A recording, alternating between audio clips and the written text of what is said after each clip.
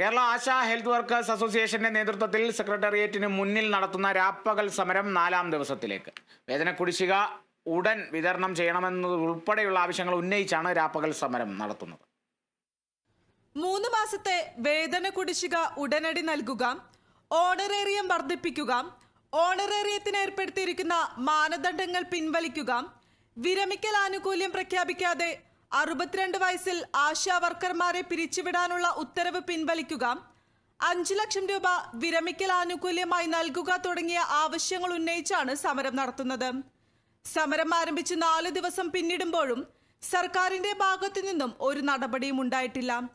കോടികളുടെ ബജറ്റ് അവതരിപ്പിച്ച സർക്കാർ ആരോഗ്യ മേഖലയുടെ അടിസ്ഥാന പ്രവർത്തനങ്ങൾ നടത്തുന്ന ആശാ വർക്കർമാരെ അവഗണിക്കുന്നുവെന്നാണ് ജീവനക്കാർ പറയുന്നത്. നമ്മുടെ ഓണറേറിയം എന്ന് പറയുന്നത് തുച്ഛമായ ഓണറേറിയമാണ്. നമുക്കത് കൂട്ടിത്തരുകയും അതുപോലെ തന്നെ നമ്മുടെ വിരമിക്കൽ ആനുകൂല്യം നമുക്ക് ലഭ്യമാക്കുകയും ചെയ്യണം. നമ്മുടെ 17 വർഷം കൊണ്ട് ആശമാർ ഈ ഇതിൽ നിൽക്കുകയാണ്. പക്ഷേ നമുക്ക് ഒരു ആനുകൂല്യം ഇല്ല. അപ്പോൾ നമ്മുടെ വിരമിക്കൽ ആനുകൂല്യം നമുക്ക് 5 ലക്ഷം രൂപ തന്നുകൊണ്ട് നമ്മുടെ നല്ല രീതിയിൽ പിരിച്ചുവിടണമെന്നാണ് നമ്മുടെ ആവശ്യം. ഈ സമരം ഇവരുടെ അവകാശങ്ങൾ നേടിയെടുക്കാനുള്ള സമരമാണ്. ഇനിയെങ്കിലും സംസ്ഥാന സർക്കാർ അടിയന്തരമായി നടപടി സ്വീകരിക്കണമെന്നാണ് ഇവരുടെ ആവശ്യം. ക്യാമറമാൻ ഷാൻ ജയസിനും അജ്മലിനുമൊപ്പം വിനയരാജ്, കേരള വിഷൻ ന്യൂസ്.